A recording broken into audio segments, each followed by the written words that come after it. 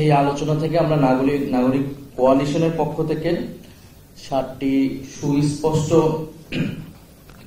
মৌলিক কিছু দাবি উত্থাপিত হয়েছে সংবিধান সংস্কারের জন্য। যে দাবিগুলোর সাথে রাজনৈতিক দল হিসেবে জাতীয় নাগরিক পার্টির কিছু জায়গায় ঐক্যমত রয়েছে, কিছু জায়গায় ভিন্নমত রয়েছে। আমাদের সাথে যখন বসা হয়েছিল তখন আমরা এই বিষয়ে বিস্তারিত আলোচনা করেছি। জাতীয় নাগরিক পার্টি ঐক্যমত কমিশনের কাছে মৌলিক সংস্কারের একটি রূপরেখা প্রস্তাব করেছে। আমরা স্পষ্টভাবে বলেছি যে গণঅভ্যুত্থানের পরে যে সংস্কারের আকাঙ্ক্ষা তৈরি হয়েছে তা কেবল কোন সুপারফিশিয়াল পরিবর্তনের জন্য নয়, সংস্কারের জন্য নয়, বরং মৌলিক বা ফান্ডামেন্টাল যে চেঞ্জ গুলা, যেটা আমাদের শাসন ব্যবস্থা এবং ক্ষমতার বিন্যাসকে পরিবর্তন করবে, সেই ধরনের সংস্কারকে দিকে আমাদেরকে এগোতে হবে। ফলে ন্যূনতম সংস্কার বা ঐক্যমত সংস্কারের জায়গায় আমরা যদি সেই মৌলিক বিষয়গুলোতে ঐক্যমত হতে না পারি, বরং অগুরুত্বপূর্ণ কিছু সংস্কারে ঐক্যমত হয়ে যদি আমরা সামনের দিকে আগাই, তাহলে সেইটা আমাদের জন্য ফলপ্রসূ হবে না, কোনো পরিবর্তন বয়ে আসবে না। মৌলিক সংস্কার বলতে জাতীয় নাগরিক পার্টি ক্ষমতার ভারসাম্য, জবাবদিহি এবং বিকেন্দ্রীকরণ এই 3টি বিষয়কে বুঝিয়েছে, বা সংক্ষেপে আমাদের যে একনায়কতান্ত্রিক স্বৈরতান্ত্রিক যে রাষ্ট্র কাঠামো, সেটাকে একটা গণতান্ত্রিক রূপান্তরের দিকে নিয়ে যাওয়া। আমরা হয়তো সেই মৌলিক সংস্কারের বিস্তারিত এখানে আমি বলবো না। নাগরিক কোয়ালিশনের যে প্রস্তাবনাগুলো রয়েছে, যেমন উচ্চকক্ষের কথা বলেছেন এখানে আগের বক্তারা, সেটার কিছু সমালোচনা করেছেন, উচ্চকক্ষকে বেশি ক্ষমতা দেওয়া হচ্ছে কিনা। আমাদের জায়গা থেকে উচ্চকক্ষর পক্ষে আমরা বলেছি, এবং সেটা যাতে ভোটের অনুপাতে হয়, সেটা আমাদের একটা নন নেগোশিয়েবল জায়গা, যেটা অবশ্যই ভোটের অনুপাতে হইতে হবে, আসনের অনুপাতে না। এবং উচ্চকক্ষে আমরা মূলত সংবিধান সংশোধনের জন্য বেশি গুরুত্ব দিচ্ছি উচ্চকক্ষকে।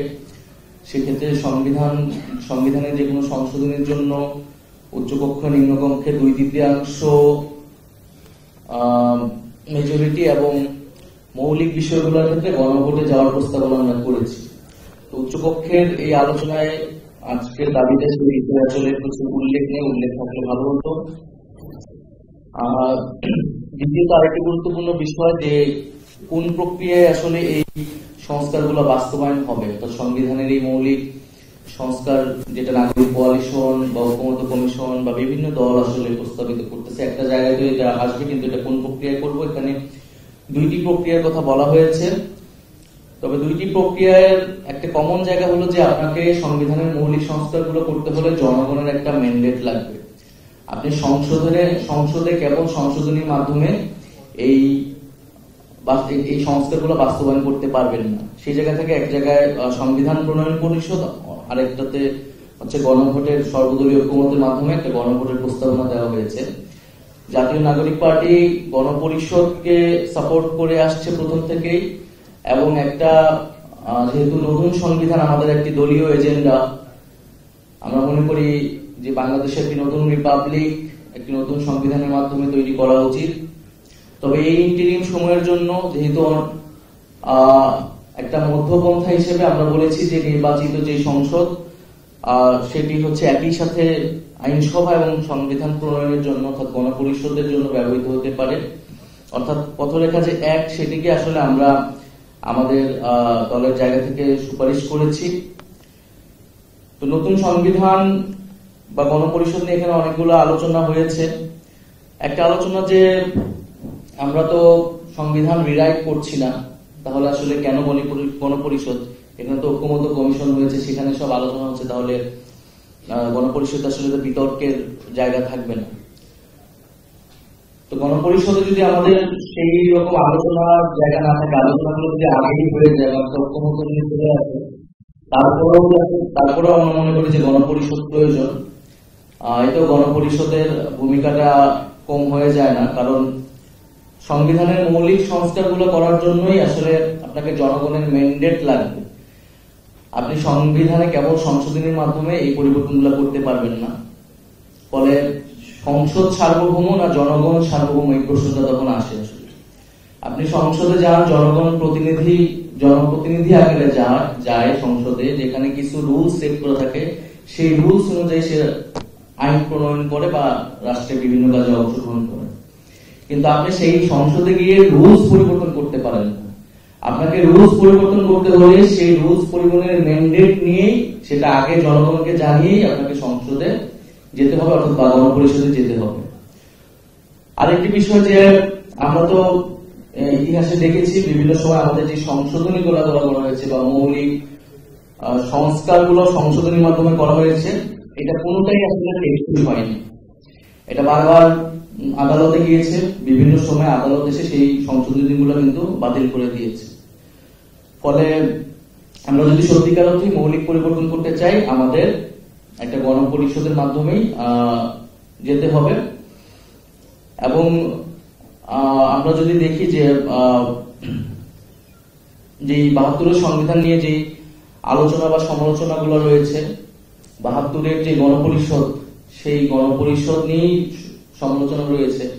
অর্থাৎ জাতি হিসেবে আমরা একটা নিজেরা সংশোধন ভিত্তিতে একটা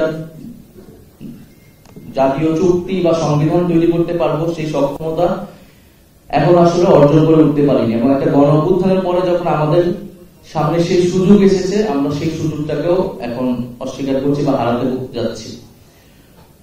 আমাদের সংবিধান এমনও হয়েছে যে একটা ব্যক্তির ইচ্ছার জন্য, একটা ব্যক্তিকে আরেকটা পদে যাওয়ার জন্য কয়েকবার সংশোধন করা হয়েছে।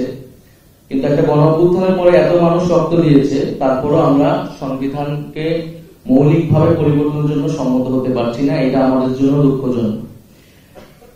এই বিগত সময়ে এই সংবিধান মানুষের মানবাধিকার রক্ষা করতে পারেনি। সংবিধানে যে কথাগুলো বলা আছে সেই কোনোটাই বাস্তবায়ন হয়নি। সংবিধানের দলীয়করণ হয়েছে, রাষ্ট্রীয় প্রতিষ্ঠানগুলোর দলীয়করণ হয়েছে। ফলে সংবিধান পরিবর্তন করলে বা একটা ভালো সংবিধান তৈরি করলেই সব সমস্যার সমাধান হয়ে যাবে এরকমটা না। কিন্তু সংবিধানকে যদি আপনি রাষ্ট্রের সর্বোচ্চ একটা চুক্তি আকারে ধরেন, তাহলে সেই চুক্তির সাথে জনগণের একটা আস্থার জায়গা থাকতে হবে। বিগত সময় কিন্তু সেই আস্থার জায়গাটা নাই। ফলে একটা নতুন সংবিধান তৈরি করার মাধ্যমে কিন্তু আপনি জনগণের সাথে সেই রাষ্ট্রের সম্পর্ক, সেই আস্থার জায়গাটা কিন্তু আবার স্থাপন করতে পারবেন। আরেকটি বিষয় হচ্ছে যে আমরা এখন তাবৎ যে আলোচনা করছি রাষ্ট্র সংস্কারের, সংবিধান সংস্কারের, সেটা কিন্তু যে ফ্যাসিবাদী ব্যবস্থা বিলোপের একটা ছোট্ট অংশ মাত্র। আমরা আমাদের এক দফার ঘোষণায় বলেছিলাম যে ফ্যাসিবাদী ব্যবস্থার বিলোপের মাধ্যমে একটা নতুন রাজনৈতিক বন্দোবস্ত প্রতিষ্ঠা করা। ফ্যাসিবাদী ব্যবস্থার মধ্যে আমাদের দৃষ্টিতে অন্তত 4টা জায়গা আছে রাষ্ট্রে, যার মধ্য দিয়ে ফ্যাসিজম তৈরি হয়েছে। তার একটা হচ্ছে তার একটা সাংবিধানিক ভিত্তি আছে ৭২-এর মুজিববাদী সংবিধানের মধ্য দিয়ে। দ্বিতীয়ত তার একটা অর্থনৈতিক দিক আছে, যার ফলে এই মাফিয়াতন্ত্র, লুটেরা, দুর্নীতির অর্থনীতি তৈরি হয়েছে এবং যেটা সমাজে বৈষম্য তৈরি করেছে। ফলে সেই বৈষম্য দূর করতে কিন্তু মানুষ আসলে রাজপথে নেমে এসেছে। তৃতীয়ত তার একটা রাজনৈতিক দিক আছে, যে দমন পীড়ন, মানবাধিকার হরণ করেছে, বিরোধী মতকে দমন করেছে, অর্থাৎ যে বাকশালী চরিত্র সেটি আসলে ফুটে উঠেছে। আরেকটি তার সাংস্কৃতিক দিক আছে, সাংস্কৃতিক ফ্যাসিজম আছে, যেটা বাংলাদেশের যে সাংস্কৃতিক বহুত্ব সেটাকে অস্বীকার করেছে। ফলে এই যে ফ্যাসিবাদী ব্যবস্থার আমরা 4টা দিক বলছি, তার একটা দিক সংবিধান বা রাষ্ট্র কাঠামো নিয়ে কিন্তু আমরা এই সময়টা আলোচনা করছি। আমাদের যদি সত্যিকার অর্থে ফ্যাসিবাদী ব্যবস্থাকে বিলোপ করতে হয়, তাহলে কিন্তু এই 4টা দিকেরই আসলে সংস্কার করতে হবে এবং পরিবর্তনের মধ্য দিয়ে যেতে হবে। এবং আওয়ামী লীগের একটা কনস্টিটিউশনাল ফিলোসফি আছে, একটা কনস্টিটিউশনাল পলিটিক্স আছে, যেটার বেস হচ্ছে 72। আমরা দেখছি এরপরে ৭৫ পরবর্তী সময়ে আমাদের সংবিধান একটা নতুন প্রণীত হয়েছে, কিন্তু সেটাও সংশোধনের মাধ্যমে, এবং সেই সংশোধনী কিন্তু আসলে টিকল না। সেই মূলনীতিগুলো বা সেই সাংবিধানিক চরিত্রটা জাতীয় চরিত্র পেয়েছিল কিনা, জনগণের সম্মতি ছিল কিনা, সেটা ভিন্ন প্রশ্ন। কিন্তু বিএনপি কিন্তু সেই ইতিহাস থেকেও শিক্ষা নেয় যে সেই 75 পরে যে সুযোগ এসেছিল তখনও যদি গণপরিষদের মাধ্যমে 72-এর সংবিধান ফেলে দিয়ে আমরা নতুন সংবিধান করতে পারতাম, তাহলে বাংলাদেশের আরেকটা যাত্রা আসলে শুরু হতো। সেই জায়গা থেকে কিন্তু আমাদের শিক্ষা নেওয়ার আছে, এবং 24-এর পরে যেহেতু আমাদের সেই সুযোগটা এসেছে, আমরা মনে করি যে একটি গণপরিষদের মাধ্যমেই আমাদের রাষ্ট্রের ভিত্তিটা নতুন করে ঐক্যমতের মাধ্যমে স্থাপন করা আসলে উচিত। নাগরিক কোয়ালিশনের আরো কিছু যে প্রস্তাবনাগুলো রয়েছে, প্রধানমন্ত্রী মেয়াদ সভা 2 টার্ম, এটা আমরা সমর্থন করছি। এটা হয়তো অনেকে বলছেন পৃথিবীর বিভিন্ন জায়গায় মেয়াদ এটা নজির নেই, কিন্তু আমাদের দেশের বাস্তবতায় এবং পরিবারতান্ত্রিক কাঠামো থেকে বের হয়ে নতুন নেতৃত্ব বিকাশের জন্য আসলে এটি প্রয়োজন বলে আমাদের কাছে মনে হয়েছে। এছাড়া এর পাশাপাশি রাষ্ট্র কাঠামো সংস্কারের পাশাপাশি রাজনৈতিক সংস্কৃতি সংস্কারের কথা অনেকে বলছেন। আমরা মনে করি যে সংস্কারের যে কর্মসূচিটি শুরু হয়েছে এটি আসলে অব্যাহত রাখতে হবে, এটি আসলে ধারাবাহিকতা থাকতে হবে, এবং এটি শুধু সংবিধান বা রাষ্ট্র কাঠামো সংস্কার নয়, বরং আমাদের রাজনৈতিক, সংস্কৃতি এবং অর্থনৈতিক যে সংস্কারের কর্মসূচিগুলো সেগুলো আমাদের রাজনৈতিক দল আকারে এবং পরবর্তীতে যারা সরকারে আসবে তাদের সেই কার্যক্রমগুলো চালু রাখতে হবে। সর্বশেষে আমি বলবো যে আমরা যে নতুন রাজনৈতিক বন্দোবস্তের কথা বলছি, যে ফ্যাসিবাদী ব্যবস্থার বিলোপের মাধ্যমে আমাদের একটা বৈষম্যহীন আর্থসামাজিক ব্যবস্থা, একটা গণতান্ত্রিক রাষ্ট্র, গণতান্ত্রিক প্রতিষ্ঠান তৈরি করা বাংলাদেশের নাগরিক মর্যাদা, সকল নাগরিকের মর্যাদা এবং সাংস্কৃতিক বহুত্ব, এর ভিত্তিতে আসলে আমাদের সামনের যে বাংলাদেশ, 24-এর বাংলাদেশ, সেই বাংলাদেশ আমাদের পুনর্গঠন করা উচিত। আমরা যদি নতুন সংবিধান তৈরি করতে না পারি তাহলে আসলে এটাকে নতুন বাংলাদেশ বলার প্রয়োজন নেই, কারণ আমরা পুরনো বন্দোবস্ত, পুরনো সংবিধানে আস্থা রাখতেছি। আমরা বলতেছি যে সংবিধান রোগাক্রান্ত হয়ে গেছে, কিন্তু সেই রোগাক্রান্ত রোগীকে আমাকে আরো ইনজেকশন দিয়ে দিয়ে বাঁচিয়ে রাখতে হবে। কিন্তু আমার সামনে সুযোগ আছে যে এটাকে নতুন করে তৈরি করা। মূলনীতির প্রশ্নে আলোচনা কিছু হচ্ছে, বিতর্ক হচ্ছে। আমরা ঐক্যমত্য কমিশনের কাছে যখন গিয়েছি, আমরা মূলনীতির প্রশ্নে কিছু প্রশ্ন উত্তর করেছি যে মূলনীতিগুলোর প্রয়োজন আছে কিনা। আমরা মূলনীতি রাষ্ট্রের ভীষণ, রাষ্ট্রের ক্যারেক্টারটা ঠিক করে, কিন্তু এই মূলনীতিগুলো এরকম হতে হবে যাতে রাষ্ট্রের সকলে সেটাকে ওন করে। কিন্তু আমরা দেখছি বিভিন্ন সময়ে 72 থেকে এবং পরবর্তী সময়ে এই মূলনীতিগুলো এক ধরনের সংবিধানকে দলীয় চরিত্র দিয়েছে। সেটা 72-এ দিয়েছে দলের মূলনীতিকে সংবিধানের মূলনীতি, এবং 75 পরে সামরিক হস্তক্ষেপের মাধ্যমে যখন আমাদের রাষ্ট্রযন্ত্র এবং সংবিধানে দেওয়া হলো তখন সেটা একটা দলীয় মূলনীতি, এবং এখন আলাদা একটা দলীয় মূলনীতি ফিরে আনার প্রস্তাব আছে। তারা মূলনীতি থাকতে পারে, দলীয় মূলনীতি না হয়, মূলনীতি যেটাকে রাষ্ট্রের প্রত্যেকটা নাগরিক ওন করতে পারবে এবং বাংলাদেশ রাষ্ট্রের প্রকৃত ভিশন, প্রকৃত মূল্যবোধ, চরিত্র মূলনীতির মধ্য দিয়ে স্থাপিত হবে। সর্বশেষ নাগরিক কোয়ালিশনকে ধন্যবাদ আজকের এই আয়োজনের জন্য, এবং আমরা আশা করব যে আমাদের মধ্যে যে ভিন্ন মত থাকবে আমরা আলোচনা, তর্ক বিতর্কের মাধ্যমেই একটা ঐক্যমতের জায়গায় আসতে পারবো। তবে একটা জিনিস, যে আমরা যত প্রশ্ন উত্থাপন করতেছি বা যত ধরনের আলোচনা করতেছি, এই আলোচনার সাথে আসলে নির্বাচন পিছানো আগানো এগুলোর আসলে সম্পর্ক নেই। আমরা যাতে সেই নির্বাচনের সাপেক্ষে আসলে এই সংস্কারের আলোচনাগুলোকে না দেখি, সংস্কারের দাবিগুলোকে না দেখি। আমাদের দলের জায়গা থেকে আমরা বলেছি যে প্রধান উপদেষ্টা যে সময় সীমা দিয়েছেন আমরা সেটাকে সমর্থন করছি, তবে নির্বাচনে যাওয়ার আগে অবশ্যই মৌলিক সংস্কারের যে রূপরেখা সেটি আমাদের সামনে স্পষ্ট করতে হবে। আওয়ামী লীগ নিষিদ্ধের মাধ্যমে বিচার কার্যক্রমে আমরা একটা অংশ এগিয়ে গিয়েছি, এবং বিচারের রোডম্যাপটা যদি আমাদের সামনে সুস্পষ্ট হয়, যেটা কতদিনের মাধ্যমে সম্পন্ন হবে সেটা জনগণের ভিতরে আস্থা তৈরি করবে।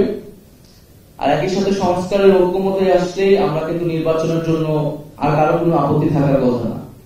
ফলে আমরা আশা করব যে আমরা দ্রুত সময়ের মধ্যেই সেই একটা সমঝোতার মধ্যে দিয়ে এগোতে পারবো। আরেকটি বিষয় আমি বলতে চাই শেষে, যে রাজনৈতিক দলগুলো যদি নিজেরা আলোচনা করে সমঝোতা করে যদি এগোতে পারে, এটা বাংলাদেশের জন্য একটা বড় উদাহরণ তৈরি হবে। এখানে মঞ্জু ভাই বললেন যে ডায়ালগের কথা, পিছনে ডায়ালগের কথা, এবং এই ডায়ালগ গুলোর জন্য ঐক্যমত্য কমিশন, নাগরিক কোয়ালিশন বা অনেক সিভিল সোসাইটি তারা রোল প্লে করতে পারে। কিন্তু কেন রাজনৈতিক দলগুলা নিজেরা উদ্যোগ নিয়ে নিজেরা আলোচনা করে কেন একটা সমঝোতা আসতে পারবে না? তারা যদি আমরা যদি এটা আসতে পারি, তাহলে ঐক্যমত্য কমিশন, অন্তর্বর্তী সরকার বা যে কোনো ধরনের সিভিল সোসাইটি ছাড়া যদি আমরা বসে আলোচনা আসতে পারি, এটা বাংলাদেশের জন্য বড় উদাহরণ হবে।